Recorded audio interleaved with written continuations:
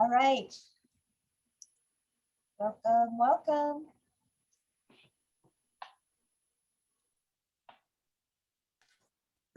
We'll just give people a minute to join the session.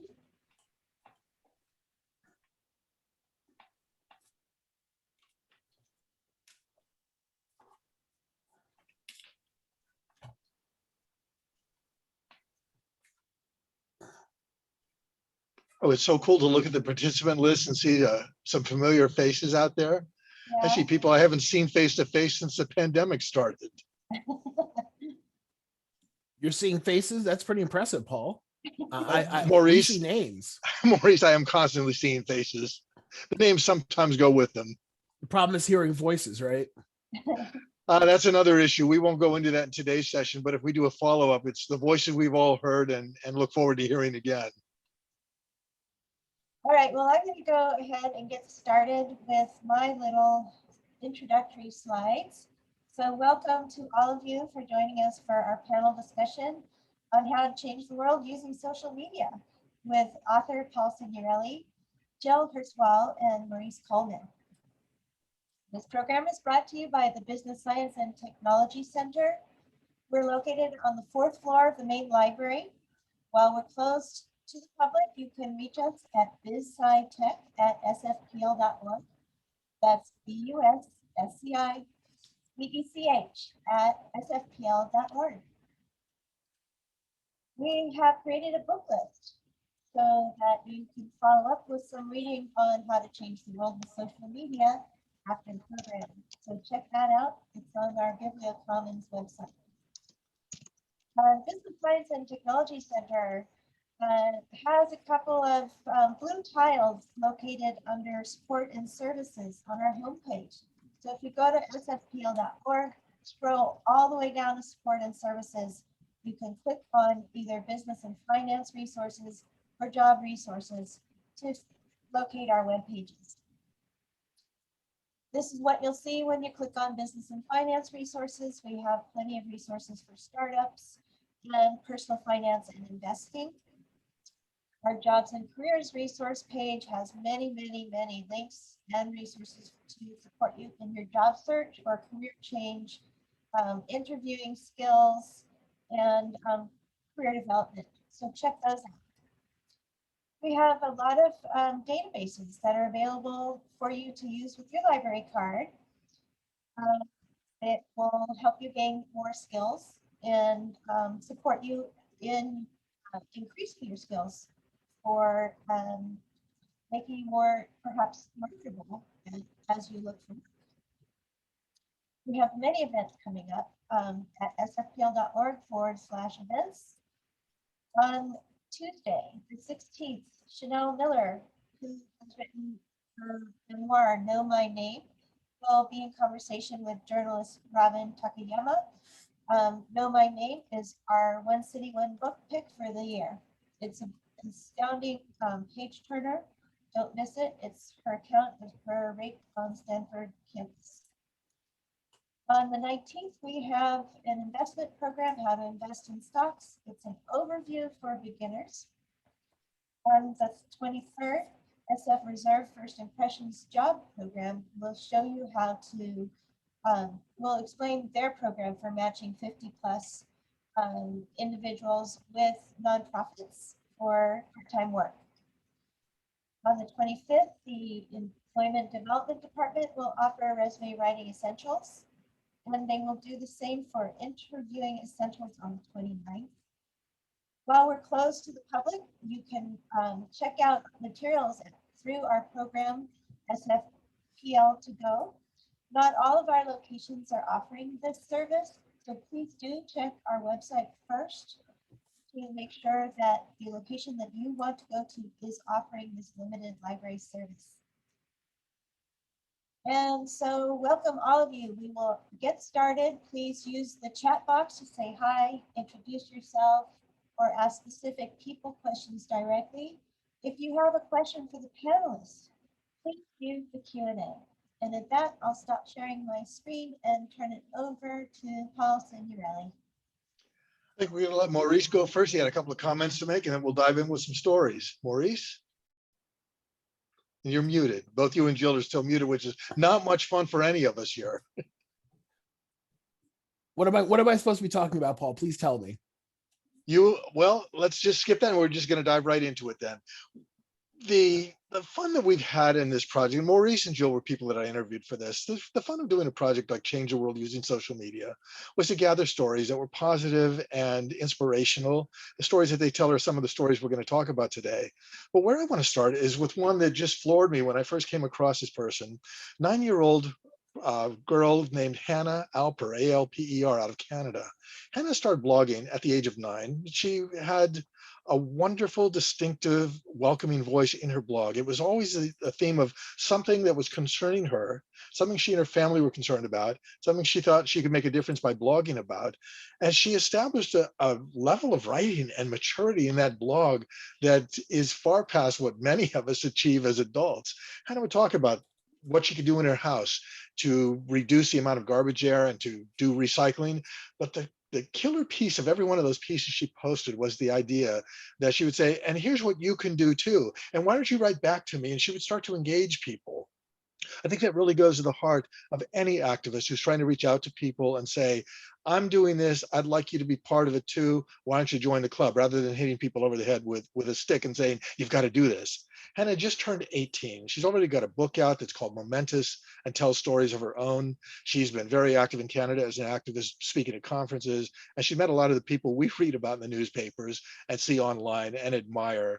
These are the kind of people that inspire us to look at what we can do in our day-to-day lives to make the small, medium, and large-scale changes that we so crave to do, so crave to make, to change the world. And with that, I want to turn it over to Jill, who has been talking about an organization that she brought to my attention, and it did magnificent things in the pandemic, especially making the switch from face-to-face to online and using social media tremendously effectively. So Jill? Paul, thank you. So I'm part of the Poor People's Campaign. It's a national call for a moral revival. It exists in most of the states in the United States, 40 plus states, and goes back 3 years, I'm going to say, maybe 4 years in its current incantation. It's really a continuation of Martin Luther King's Poor People's Campaign. And so when I got involved, going back to maybe 2018, what I found was a group that was using social media, that was meeting locally all across the country, but was trying to connect people through social media. And so I would go to an event, maybe to a protest or just to a meeting, and we would be encouraged to take photos of the room or the event and to post them on social media or to tweet out information and to engage other people in our activities. And part of that was so that other people knew that we existed, that knew that this group existed. Last year, we were going to hold a march on Washington on June 20th, 2020. And as you can imagine, thinking through 2020, that march did not happen. Now, that march would have been many thousands of people traveling to Washington, D.C. from across the country in whichever way they could get there, cars, buses, whatever. Some kind of going in for the day. So I live in Syracuse, New York. Someone could get up at midnight, drive down to Washington, D.C., go to a protest, drive back, in one day. But now we're in a pandemic, so what do you do?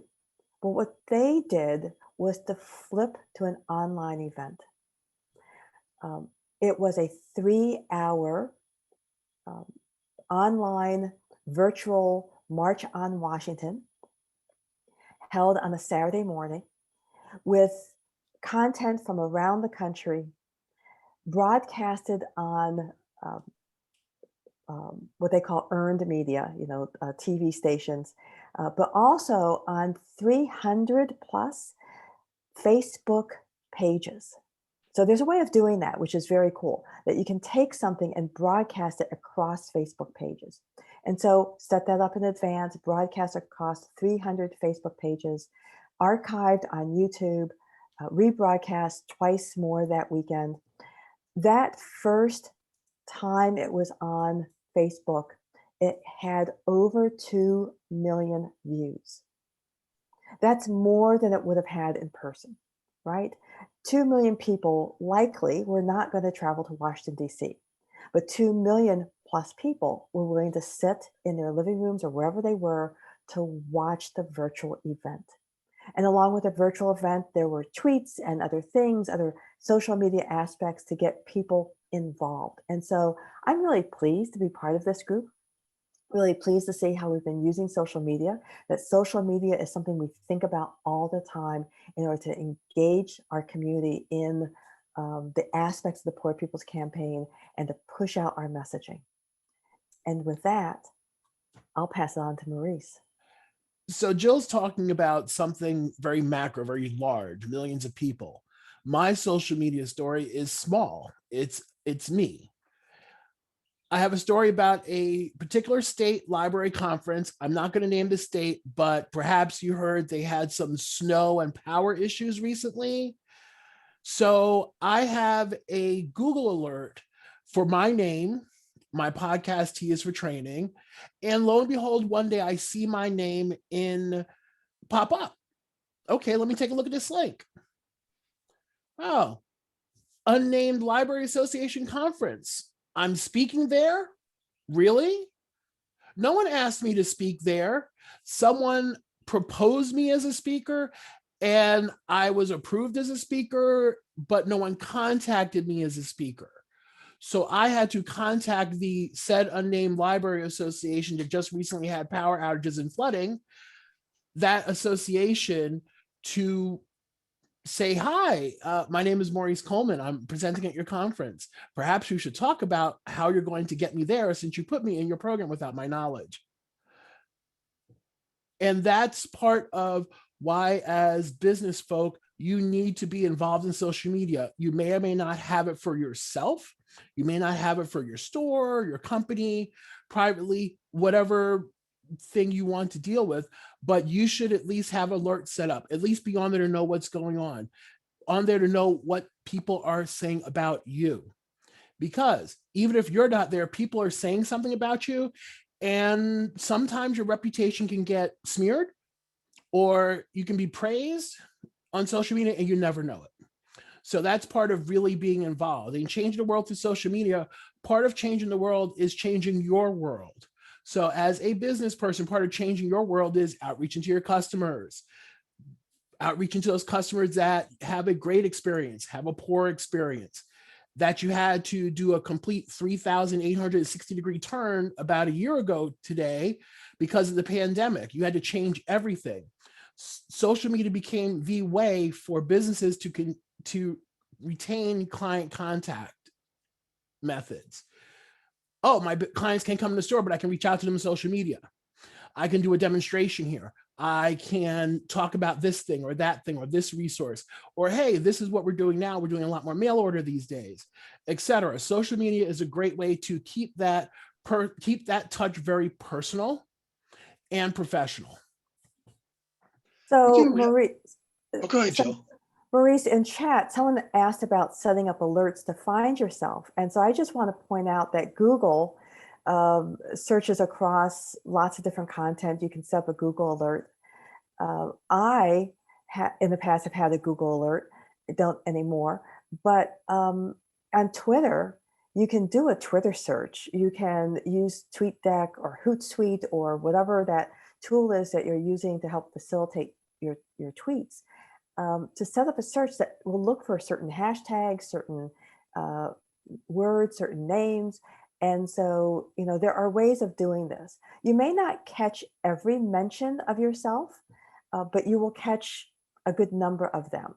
And if you're in business, having alerts set up, searches set up to kind of catch some of that will be really helpful. You know, to know, there was a story in the news recently of a store, it might have been local news to Syracuse, where someone said, gee, you know, I really wanted to get lunch at your place to take to my husband, my spouse, but you're closed. And the person saw it on Facebook and said, listen, I will be there. I will come back and I will make that lunch for you. And so, that person saw an opportunity to make a customer happy and found it through social media. Paul? Yeah, I can't emphasize enough what you were just saying about Hootsuite and TweetDeck. I use that a lot for Twitter myself, but I understand you can set up different streams in that. And I think for everybody to understand, if you're not familiar with these tools, is they are free. There are probably more expensive versions that you can get will give you more tools, but a lot of this stuff offers you the basics that you need and can use quickly, and it does not take that long to learn. Nice thing also is that you can synchronize your accounts between a laptop and a cell phone and a tablet and whatever else you have. I haven't seen anybody synchronizing their carrier pigeons yet, but I think that's probably just around the corner in terms of how we do that. So thanks, Jill, for addressing the question we had there. Maurice, anything else to add before we go on to another question that's in here? Nope. I think that, well, actually, I always have something to say. So Please. I think that a lot of folks, when I teach technology, people are scared of the unknown. People don't want to look like idiots. It's very simple. Well, I'm new. I'm going to stub my toe. Yeah, probably you're going to stub your toe. That's okay. Everyone stubbed their toe, but I'm going to mess up. Everyone messes up. That's really it. For those of you who are here and haven't done anything in social media, don't try to do everything in social media. Do one thing. Figure out where your customers are, where most of your customers are. Try that thing. Oh, well, my customers are here. Okay, let me engage on that platform, that methodology. Oh, wait, so my customers are here. Let me engage that way. Wait, my other customers are doing some visual stuff. I'm really more of an artist, so I'm going to use this service. Well, you engage that way. Figure out the best place for you to place your resources. Like anything else, you have a finite bucket of time, energy, and money. Figure out the most effective use of your time, energy, and money with social media and do that. If you end up becoming the company that begins with A, that delivers things, you're going to pay someone to do it, so you don't have to worry about it. You'll be big enough that you can have staff to do it. So start small and don't be scared. And so, thinking about Paul's book, which talks about all these different types of social media, not everything is for everyone. And I think Maurice would agree that, you pick what works for you. Yep. Maurice talked about having staff eventually who might do this, but you also, depending on your business, might have someone on staff already who likes Twitter. You might, depending on your organization, have volunteers who are willing to do this. And just know that you don't have to do it all the time. But if you put yourself on a schedule, or if you schedule things like in Twitter, on these different tools, I can schedule tweets ahead of time. I do that frequently to promote myself, to promote something else. I will schedule tweets going out, multiple weeks. And that's easy to do. It makes sure that you're delivering a message when you want to deliver it. Circling back through everything that's just been said, I learned from good experience from great mentors when I first started using social media about a decade ago. So I was not one of the early adapters. I learned that it does not have to be the overwhelming 24/7 thing that people make it out to be. One of the people I most admire out there who showed me use of Twitter that I never imagined was going to be the thing that would draw me into it was, to my eyes, always on Twitter. And so I asked her, how can you do that? How can you set aside everything else and spend so much time on Twitter? She started to laugh. She says, I don't spend more than 15 or 30 minutes a day on Twitter. What I do is go in a concentrated fashion, respond to those things that I think need to be responded to, put out a couple links that I think will be useful to people, then browse a little bit, see what else to do, and then I bag it and I'm off to something else. And that was an impressive, important lesson for me and for any of you that are thinking about this but feel overwhelmed. Go in at your own pace. Follow what Maurice and Jill just said about finding the tool that works for you. I always ask if I'm going to look at a new tool because people are always encouraging me to try something new. I always look and say, what unfilled niche does that fill in my life? And if it doesn't, that tool sits off to the side. The result of that is, like I said, I'm not the early adapter on a lot of this stuff. Instagram for me was a tool that was out there at least 3 or 4 years before I even started looking at it. And what got me into it was a very creative instructor out of Canada who I admire a lot, who decided to use Instagram as the platform for a book discussion group for a book he'd done. And he ran that over a few weeks. I thought, wow, that is so different than I thought Instagram could be used for. As a writer, that appeals to me. I would encourage you to do the same thing. Ask what that tool can do. If it can't do anything, set it aside until you're ready for it, and make sure that whatever tool you have is the tool your audience is using. Yep. We so often make the mistake of thinking, oh, everybody's on Facebook, so I need to be on Facebook.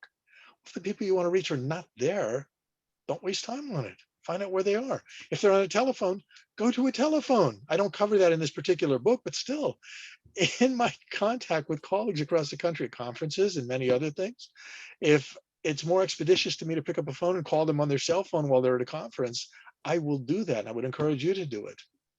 Not to turn this into a big lecture, I want to look at something that Michael Spacco put in, talking about some of the hateful things that go on with social media and what he's done to try to react to that, and asking about the punchline there. Just let me read his last comment. What I'd like to suggest is that we talk about how to deal with people who attack you when you are out doing social justice work.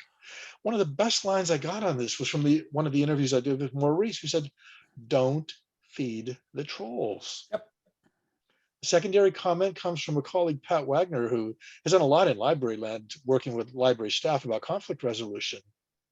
And Pat's always encouraging people, no matter how personal an attack feels, they're talking about your skin color, they're talking about the way your face looks, they talk about the way you speak. Pat reminds us something very important. Angry, upset, irrational people are picking on something that they can try to tag onto you, but you're not the real thing that they're hitting. They're frustrated by something much bigger. And if you can somehow develop the ability to have a really tough skin, which is hard, nobody does this perfectly, but if you can develop that tough skin and think they're attacking something bigger and they happen to put my name on there or my Twitter account or my Facebook account, but if you can take it back to they're arguing with something bigger, it allows you to either just totally ignore it and realize that's foolish, I'm not going to deal with it, or try to deal with it at some kind of reasonable level and then just let it go. There's no point in getting into a contest like that, trying to out yell somebody who's yelling at you. It's not productive. It takes you down emotionally. I'm sure Jill and Maurice have a lot more to add to that. So this is a great segue into a story I want to tell. It's a story that's in the book, but I want to tell a fuller version of the story. I have a blog. I've been blogging since 2004. It's Digitization 101. I focused initially on digitizing materials in libraries. It was what I was doing as a consultant, and then have transitioned to primarily blogging about copyright. But back when I was blogging about digitization, I saw something about a technique. I blogged about it, and then heard that what this person had said was wrong. And so I kind of went back and said, oh, blah, blah, blah, it's wrong. That person contacted me. And like, no, I'm not wrong. And so, first of all, let me continue the story and I'll tell you the lesson I learned. Of course, went back into my blog, corrected myself, updated, apologized, and then got these two sides to talk to each other.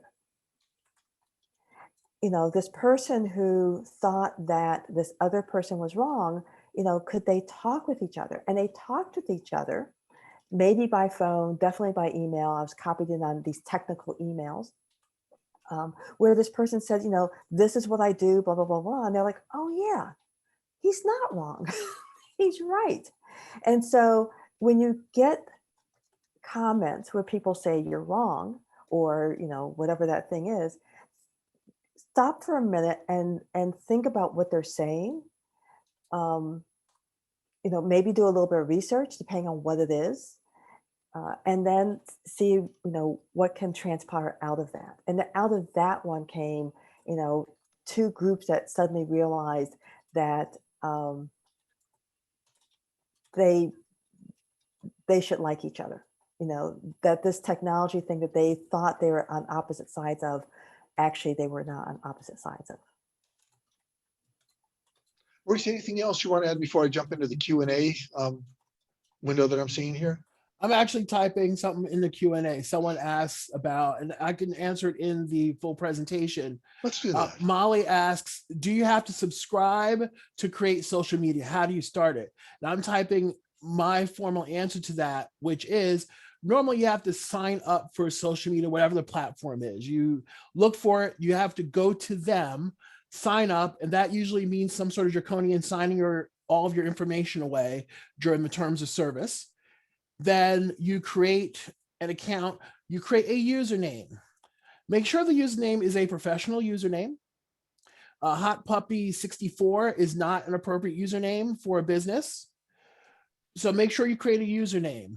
Then there are most social media platforms have some form of first-time user assistance, help, frequently asked questions. You can look on the service. If that doesn't work for you, I know that San Francisco Public, I'm sure, has XXX service for dummies, at least, or using Facebook for efficient things. Or this fantastic book we're talking about here, Changing the World Using Social Media. Look at one of those tools on how to use it if you want the nuts and bolts. If those two scare you, go to YouTube, type in how do I post on Twitter, period, hit YouTube. You'll probably find 10, 15, 20,000 different videos on how do you post to Twitter. So it's a really, it's easy to do. It can be a rabbit hole. Trust me on this. You may want to set a timer. If you like to just browse around the web, set a timer, an alarm. I'm only going to spend 1/2 of an hour on this. Once you get onto whatever social media platform you're on, find people you know. Look for companies that you know, co-workers, colleagues, your competitors. Look for your allies, your suppliers. Look for people you admire. Follow those people and see what they do. Start small and don't get overwhelmed. That's why I'm suggesting using truly a timer. Set a timer. I'm spending 1/2 an hour on this. That's it. Because as the three of us all know, it can truly be a rabbit hole. And it's not a pleasant rabbit hole sometimes, especially if what you see is some of the harassment that we're talking about, and are going to continue to talk about based on some of the other questions we've got. Jill, you look like you've got something to add. Well, I just want to note that, if you're new to social media, you might want to ask your friends or business colleagues, are you using Twitter? Are you using Instagram? Oh, what's your ID? And then, see who they're following. If you go to a conference or a business event, ask if they have a hashtag for that event, Mhm. which is a way of signaling how to follow the conversation. And then follow that hashtag. If you don't know how to follow it, I'm sure that someone at the event will be happy to tell you. And those are great ways. If you see who else is following that hashtag or posting using that hashtag, you can then find people to follow it. You can join the conversation. And let me just jump about hashtags and say, a year ago, the National Cowboy Museum, that's not the whole title, closed their doors and left the head of security in charge. And they gave him the Twitter account and said, tweet. And Tim said, tweet? And so, family or whomever started giving them tips, and he started tweeting just random things about the museum. And they said, use a hashtag. Hashtag? And out of that came the hashtag the cowboy. The word hashtag the symbol, and then the word hashtag the cowboy. It grew in popularity. And here's this novice with his novice eyes looking at the museum and tweeting. So if Tim can do it without any upfront understanding of Twitter and grow their audience tremendously, you can do it too. And it sort of addresses something that is a third of the 3 questions I'm looking at so far in the Q&A section. Somebody's asking, do you have tips on how to go viral? Jill has just hit it with one of the ideas of be authentic, be yourself, get something that responds in your setting that makes sense for the audience you're trying to reach.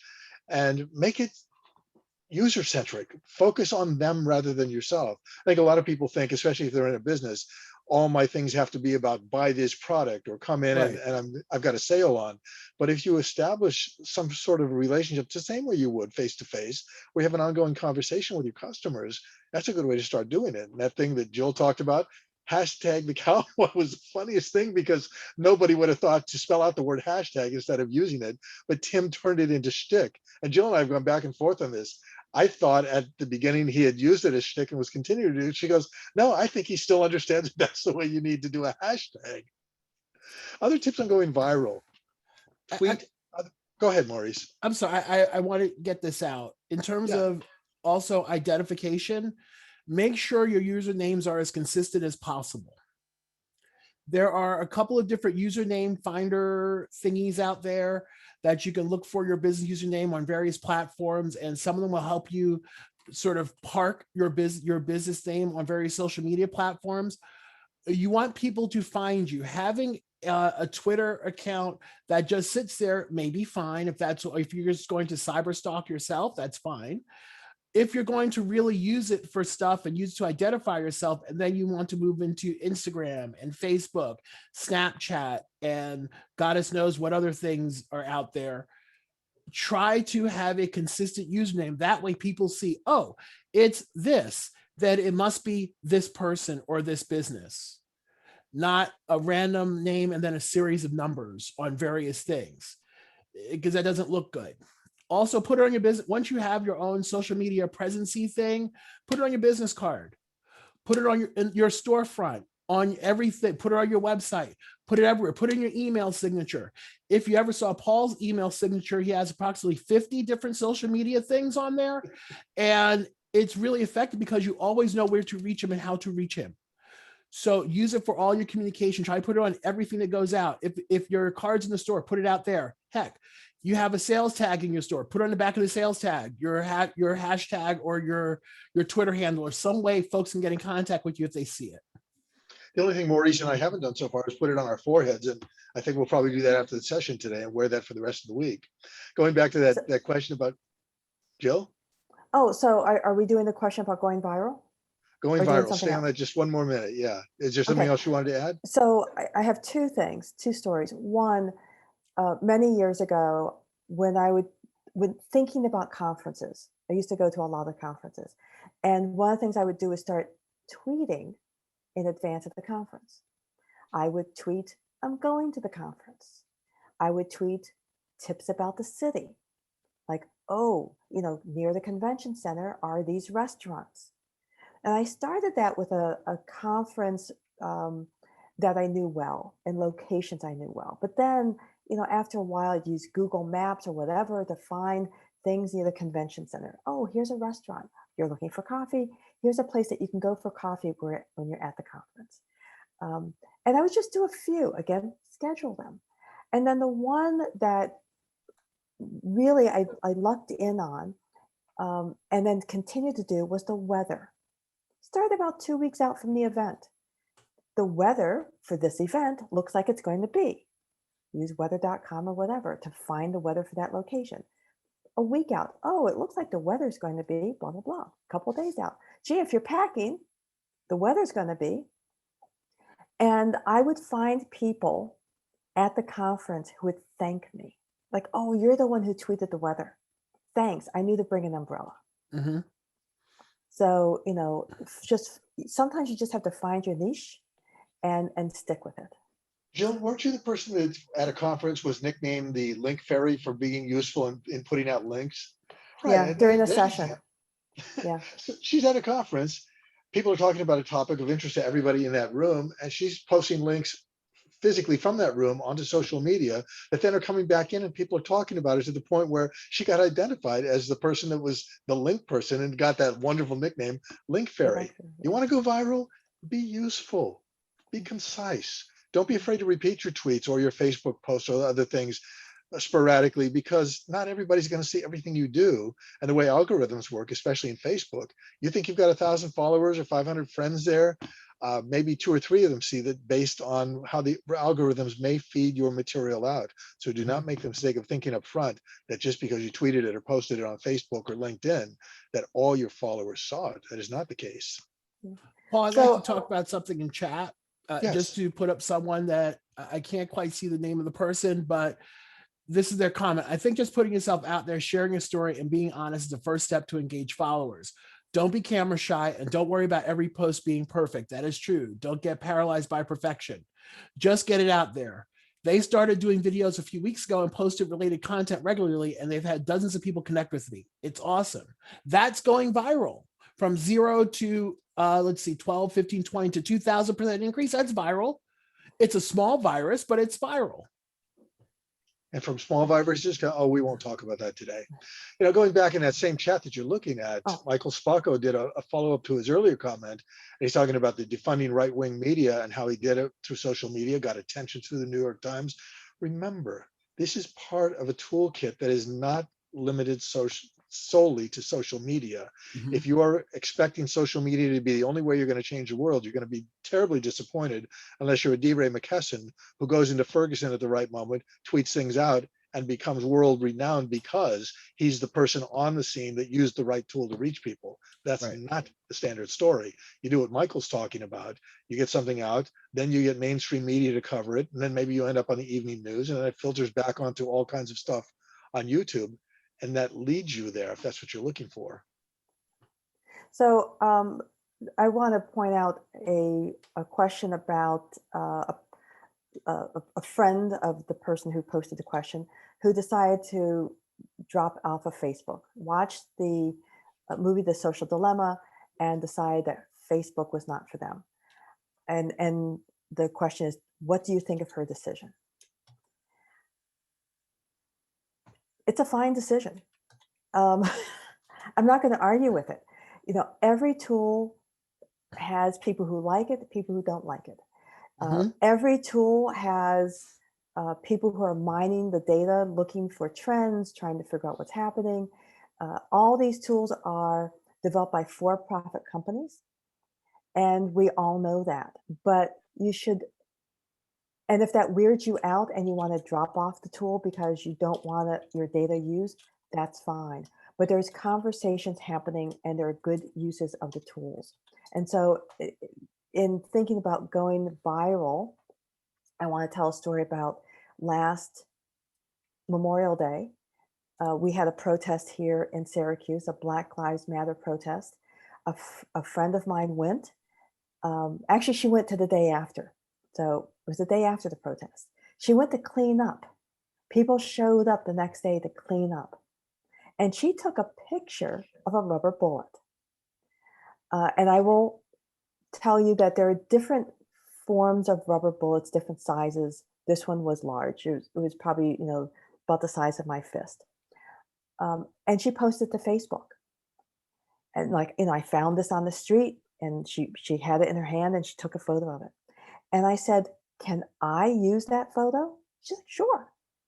And so I wrote this post on Facebook with the picture of the rubber bullet.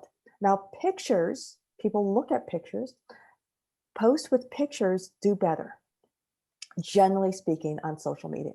So here's a lot of text about rubber bullets, blah, blah, blah, and the photo. And a public post, so anyone could see it, anyone could read it. I don't remember how many comments it got. I know it was well over 100, and it was shared more than 2,000 times.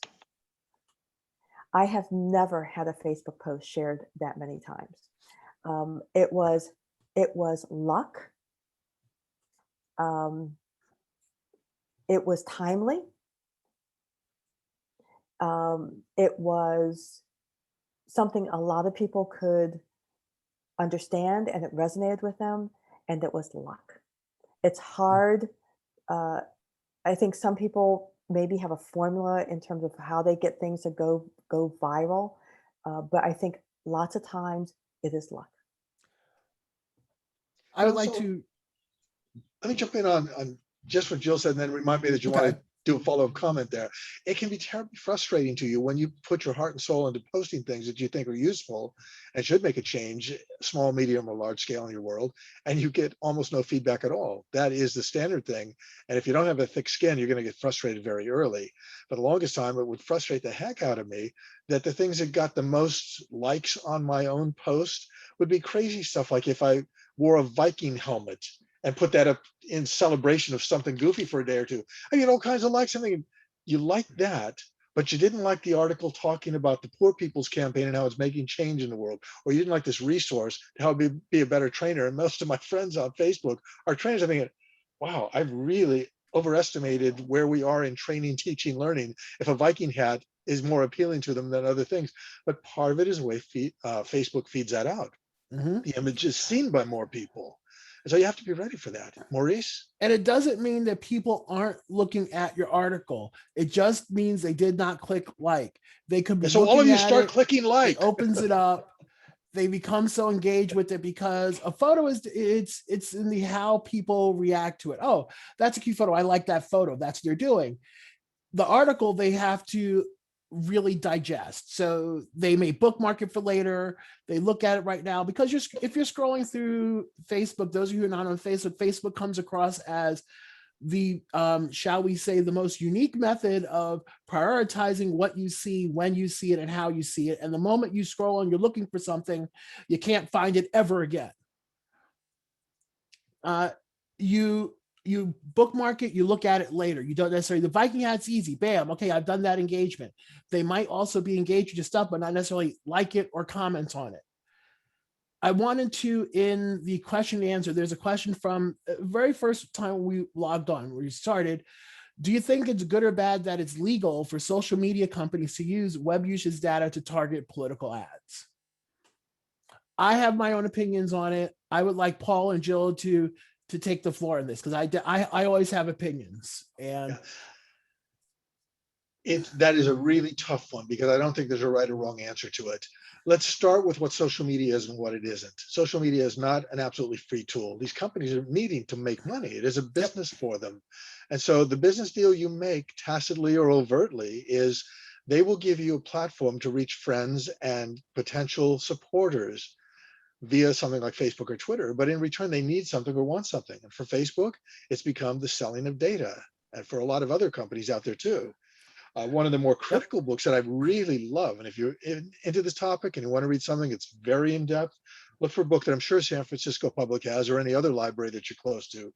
The author's name is Shoshana, Shona, last name Zuboff, Zuboff, and her book is The Age of Surveillance Capitalism. Now, she comes down very hard on tech companies and social media companies, saying they are unfairly taking your data. You should be able to monetize that yourself, and we have to change that. That's the thesis of the book. And she makes a very good argument for that. But what we have to recognize is, as much as we may be sympathetic to that and want that to be the world we live in, the world we currently live in is they're going to make money off it. So instead of saying it's good or bad, you need to have your eyes open big time to what's going on and say, if I don't want them to have certain data about me, I need to not be posting that. Yep. I've been saying the same thing for 10 years now, and I was very happy to see a colleague of mine say the same thing after we've been talking about social media, and he went out on his own and put this out there. The rule of thumb is, if you don't want that data used, or if you don't want people to be seeing things, ask yourself up front, am I okay getting up tomorrow morning and seeing that on the front page of my hometown newspaper? For us, of course, it's a Chronicle. I think, wow, if I'm about to post something on Facebook and I wouldn't want that on the front of the San Francisco Chronicle tomorrow, I'm going to think twice about posting that. And one more bit of guidance before I turn it back over to Maurice. People that immediately want to react to everything that's out there, and we all have that feeling. A politician we don't like does something, and we want to make fun of them, we want to harass them, we want to call out their stupidity. A question I always ask myself is, if I do that, what am I accomplishing? If what I'm accomplishing is giving myself a good feeling for appearing to be righteous on a cause I believe in, that's not enough to make me post. If I take something I think is ridiculous and I can get friends around it saying, yeah, this is ridiculous, and here's a positive action we can take in response to it, I'm much more likely to post. So that's saying, breathe before you post, think about what you're doing, and recognize that if you wait 5 or 10 minutes to post something, you're not going to hurt anybody and you're not going to hurt yourself, but you can save yourself a lot of embarrassment. Yep. Maurice? I call it the grandmother test. Oh, good one. Is it something that your grandmother would not come to you at either whichever methodology she would use, pull your ear, wring your neck, smack you around, throw a shoe at you, whichever, did it pass the grandma test? What they can only share what information you give them. Facebook does not know my birthday. I lie about it. Right? You don't need to know my birthday. You don't need to know how old I am. Nope. So my birthday comes up a random day during the year on Facebook. So that's really, you are what you share. And if you don't share a whole lot, then you're not going to worry about sharing a whole lot. And I want to answer another one of the question and answer things about Facebook accounts. Is it easier to have one Facebook account or each account talk about one specific topic? Facebook accounts are a pain in the backside to manage. Have one. You can have interest pages, multiple pages on a Facebook account that you control. You can give administrator rights to, so therefore you can share the burden of social media on Facebook. So just have one account. Maybe for your business, you have a business account and then you have a personal account. Do not mix the two. You have a business account and a Facebook account, a business Twitter account and a private Twitter account. Do not confuse the two. And make sure that your business stuff is your business stuff. You're talking about business things, you're engaging your customers, et cetera. Keep your private stuff private. So I only have one account on Twitter, and I am my business. So I think no matter what you do, if you have two accounts, one account, I'm repeating what Paul said, be mindful about what you share, especially if you're a business person. It's easier to keep your mouth shut than to have to apologize for something that you said that you shouldn't have said. Also be careful of the comments you make on Facebook posts if you're a business person. So, because your account, they can track back and see who made that comment, who you really are. They can look you up. But Maurice's thing about what would your grandmother say, what would whomever say, you don't have to comment on everything. You don't have to say everything you're thinking. You don't have to share everything you've eaten, all those different things. Really, in some ways, the more targeted your sharing is, the better. So you don't have to share photos of everything in your store. You can share a photo of your St. Patrick's Day display, or, just be thoughtful. Here's a lovely question. The one remaining in the Q&A part right now. How can you change the world using social media? Start small. Maurice, over dinner, when I was just first starting to write this, Jill, Maurice, and I were actually together at a conference. We were talking about content for the book, and they had already agreed that they were going to be interviewed. And we started talking about what an activist is and how activists get started. Maurice said the line that I've always admired, which is nobody starts out to be an activist. They start out concerned with one thing that's bothering them and that they want to work with, and they work with that. And so that's your starting point. If you want to change the world, find the one thing that's important to you. Second, most important step right behind that is reach out to your community. And you can use social media, you can use face-to-face, you can use a phone, use everything at your disposal to get a group of supporters together. Because as my friends always hear me say, I believe it's all about collaboration and civility. And if we apply those two things to social media as well as to our other efforts, we're on our way to starting to change the world. And it doesn't happen overnight. We know that. I'm involved right now in a broadband initiative. This is like 30 or 40 years old. People trying to get universal broadband in the United States, the way we got universal electrification, the way we got a postal service, and so many other things. So how do you want to change that? If you're going to change it, you have to be collaborating with people that have been working at it for 30 or 40 years, bring something new to the table. And what we're bringing in with the initiative I'm involved in is being a center point for people that have already been working and need to be talking to each other. And then having the issue be in the forefront of people's minds. Broadband now is right there because we've been living a year where we've had to do much of our communication online. If we're not going to get it now, when are we going to get it, as one of the people I interviewed said. Jill or Maurice? Paul's right. What I did I used to be a community organizer, and folks would come out and they would want to fix that pothole. I want to get that pothole fixed in front of my building. Why? Because 4 axles got broken in that pothole over the last year. How do I do that? Great. First thing you need to do is you need to organize. So organize your tenant association. You start small. You have 6 people in your building, start a tenant association. Politicians will listen to you as a tenant association because you have a number of people behind you. Even better, how about a block association? Politicians will listen to you because you have a bunch more people behind you. You want to call in New York City, we have community boards. You call your community board. Hi, I'm from the 10th Street Block Association. My name is Maurice Coleman. We have a pothole we'd like to deal with. Who do we talk to at which particular city agency to get this pothole fixed? Get the name of the person, click. You have started something big, because that 10 association, that block association could become a larger community association, or you eventually get drafted to do something, you become more and more involved. You start small. You start by rolling a little tiny pebble down a hill. It picks up stuff. It picks up. It may become just a softball size, a basketball, the bottom half of the snowman, but it will become what it is. Start small and start with what you can handle. Don't let yourself get overwhelmed. If you're overwhelmed, step back. It's not the right time or the right tool for you. Step back. It's okay. Step back. People do it all the time. It's okay. You didn't fail. You learned. Step back and take care of yourself. That's probably the biggest thing about how change the world using social media, as the gentleman talked about, people getting sued and all this other stuff. The most important thing is to be kind, be honest, and be real, and be compassionate. Really be compassionate. That's the biggest in social media. Be compassionate. There are so many jack bleeps on social media.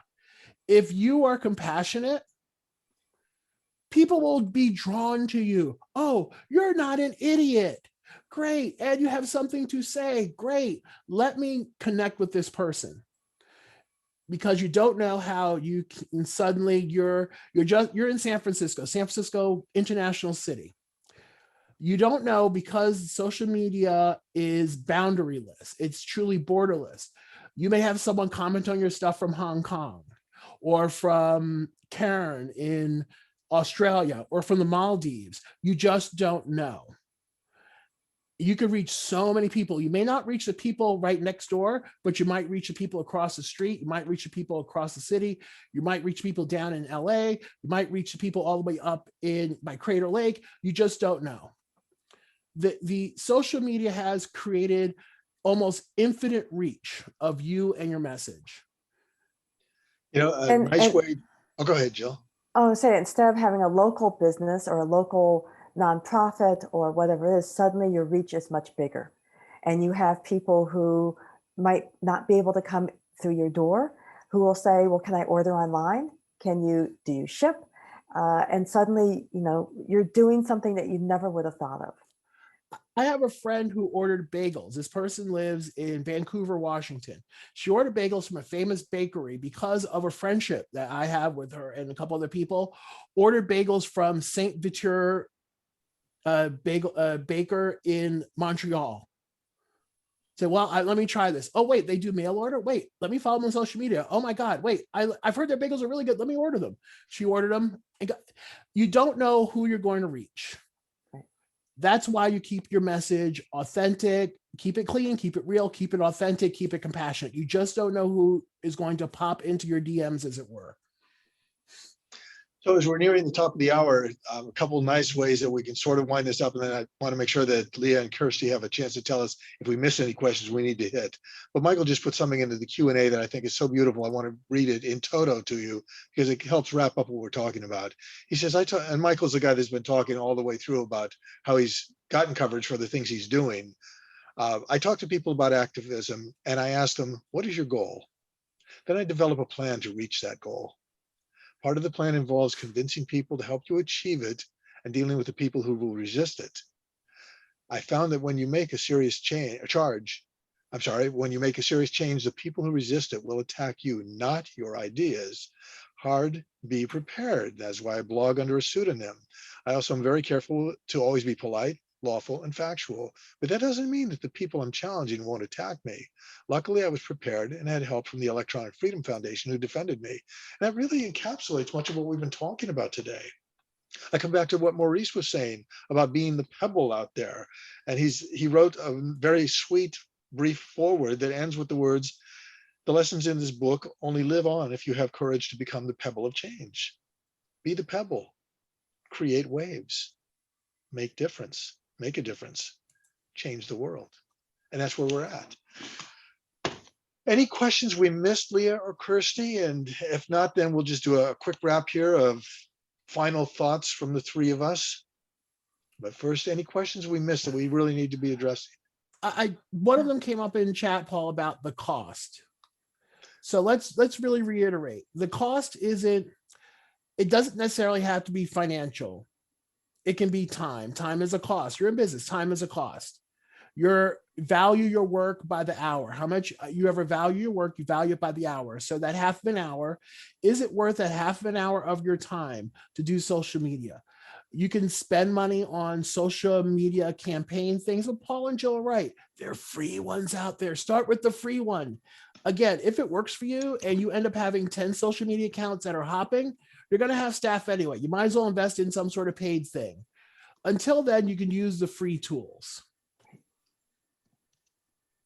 Yeah, We got a request. I think the cost, again, is time, but also creativity. Yep. So when you get those ideas of something that you might want to post, whether it's a photo idea, a text idea, a blog idea, write them down someplace so that you don't lose them. Yep. And then there's another thing from our organizers. What are we seeing in the arts and social change? I'm going to take a look, given that we've only got a couple minutes here, and I know that they've got a 1 hour limit on the whole thing. We can certainly stay around if there's a way to do off the recording Q&A and kind of have the post-show event. But in a nutshell, I'm seeing wonderful things, especially because of the pandemic on social media. People like Roy Zimmerman, who has been around for 10 or 20 years as a singer, songwriter, activist. He goes around the country singing for progressive causes. The pandemic hits, all of a sudden he's locked at home. He and his wife, who have been songwriters together, are trying to figure it all out. And they go viral with a parody of The Lion Sleeps Tonight called The Liar Tweets Tonight. I think we all know who he's talking about. That thing got millions of views and did so well that Roy did 3 other versions. And he did collaborations where people would sing different parts, send it into him, and he put them out there. I've seen a lot. Oh, Don Carone is another one of my big favorites. Don, again, with the parody project, is somebody who's been doing work for years and years. And as an activist and as a musician, he's just fabulous. Jill, you've got some ideas on it too, don't you? Some people you admire? And now my mind goes completely blank, sorry. Oh, so the one I want to point to is Captain Tom in England, Captain Sir Tom Moore, who died recently, who he was not the one doing social media, it was his family on behalf of him, but he did something simple, he did it well, and his family started posting about it, and it became this huge international thing. He raised money. That's how he changed the world. He was 99 and then turned 100 as he was doing this work and drawing attention to the National Health Services in the UK.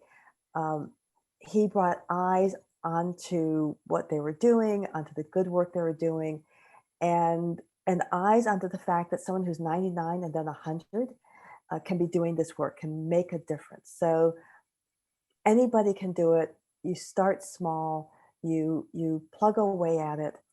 The success does not happen overnight, but plug away at it, have a focus on what you're trying to do, and just keep doing it. Dave's got another question there, telling me that social media companies use more than just what you post on political target or more than you post to target political ads. So he's reminding me, I sort of dodged the question there, and he's asking me to please try it again. My direct answer, David, I'm sorry I wasn't more clear before. I don't have strong feelings about is it good or is it bad. I think it's somewhat out of control and that there's room for us to rein it back in. But the way I look at it is that it's going to be a tug of war here where they want as much data as they can get for whatever purposes they want to use it for. And I'm going to try to take that antiquated idea and hold on to as much of my own privacy and control of my data as I can. I understand from my own point of view that I'm fighting a losing battle. If somebody wants to get data about me, there's very little I can do other than simply not posting things.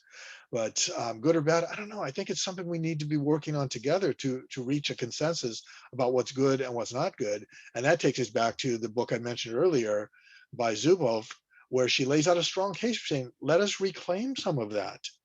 And that's a great social media campaign in itself. Let us reclaim it. I hope that was a more direct and honest answer to you. And the thing is we generate data all the time. I can't think of his name, who talked about this. You know, our phones are generating data. There's data being generated all the time. If you don't want to generate data, don't use digital equipment. Yep. And that's the truth. Okay, so the one-line summary from each of us. Maurice, what do you want people to take away from the session we did today? Be authentic, be smart, be compassionate, be real, and be very friendly to those who are new, because everyone was new once. If you have some experience, be nice to the noobs. Very simple, be nice. Jill? Be willing to experiment. You know, photos, videos, you know, whatever. You don't have to do wild experiments, but be willing to kind of push a little bit out of your comfort zone. Don't overdo it, but plug away at it. One is follow your heart, be civil, be courteous, be, I don't want to use the word authentic again, but be collaborative. If you set yourself up to do those three things, a lot of the rest of it will fall into place. And at that awful moment when, not if, at that awful moment when somebody harasses you and trolls you, go back to Maurice's advice. Do not feed the troll. Follow the advice that I've seen from some great people out there that are extremely visible. When they start getting harassed online, they actually turn their social media accounts over to a trusted friend. And they say, will you screen the stuff for me so I don't have to look at all the garbage? And that's a great way for you to stay focused on doing the positive work you need to do while somebody else can kind of blunt the garbage that's going to come your way. Look for the positive in there. It's out there. It's hard to find, but we can do this. And I just want to thank SFPL again for making it possible for us to do this session today. I see fingers going, you guys. If you don't, go ahead, Jill. No, go ahead. If you don't like someone is saying about you on social media, stop following them. You have the power. You are in control of what you see. A lot of people sort of give themselves up to the holy power of Twitter or Facebook or Instagram that they can't control it. You are in control. You don't like what someone says, unfollow them. And I would say that at some points, if you're using social media, you're an active user of social media, someone's not going to like something you said. It's just like family. When you're at Thanksgiving dinner and someone at the dinner doesn't like something you said, you just kind of, you know, ignore them and move on. Leah, is there a way for us to stay on after the recording stops for anybody else that has questions, or is this going to stop it once you stop the recording? You can continue as long as you would like, up until 3 p.m. Okay. So if you need to cut it so that you've got an hour-long program, feel free to do that. And we'll thank everybody who's watching the archived version for participating. Reach out to us. If you didn't see it in the chat, if you're looking at the archived version, we're all pretty easy to find on social media. I make sure that most of my social media names accounts include my name. So if you look out there on Twitter or Facebook or other things and find Paul Signorelli with maybe an SF for San Francisco tagged onto it, that's probably going to be me. Jill and Maurice, you want to give your stuff again for the archived version? Sure. So I'm on Twitter, Jill_HW. Honestly, you search my name, I'm the only one with this name, so you can find me. And Excuse me, that was the Maurice, infamous cough button. All right, you can follow me. My handle is baldgeekinmd on Twitter.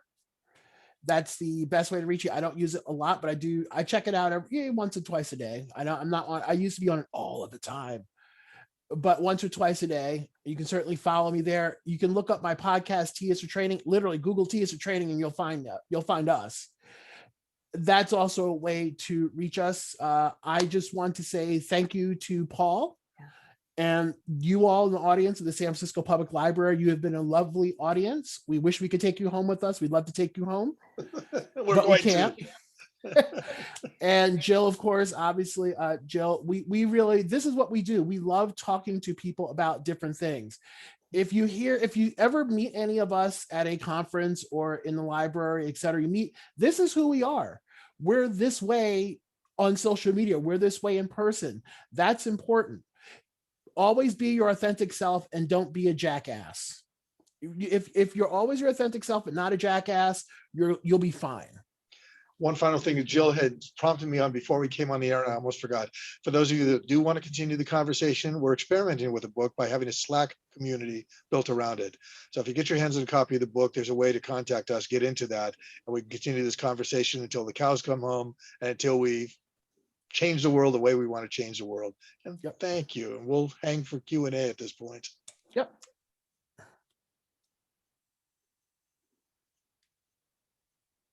Suddenly silence. So anonymous attendee is asking if there will be how to find the recording, and if you registered with your email, I will send it to you. SFPL we haven't quite figured out how to get every recording available to every person. It's still a work in progress, but in any case, if you registered with your email, I have a way to reach you, and I will send that out after the program is over. I'm sure this will not surprise you that once Leah gives us the link to the recording, we will be putting it on all our social media accounts. So it shouldn't be that hard to find. Leah, do you have a timeline for when it will be available? I can make it available as soon as Zoom completes the upload. All right, well, you heard it there first. Just watch about an hour from now. Maurice, Jill, and I will be in a race to be the first one to get it on Twitter. It's also Friday at 5 o'clock on the right coast here. So yeah, I'd be honest, it's not happening probably until tomorrow for me or Monday. So, but we definitely will. Paul, those of you who are on the left coast, it's still the middle of your workday, so I'm sure you can have it happen. So I may win on this one because the two of them are going to be smart enough to go out and get the drinks that we all so have been craving at the end of what's been a very interesting and busy week for everybody. So to all of you, go ahead, Jill. No, I was just saying, I think we should make it a wrap. Oh. All right. Well, thank you all three, Paul, Jill, and Maurice. It's been a really interesting conversation. I'm sure our audience is thrilled with the dialogue, and we will see you at the next program. Thanks again. Thank you. Thank you. Thank you. Thank you, San Francisco. Go Dubs. Thank you, Maryland.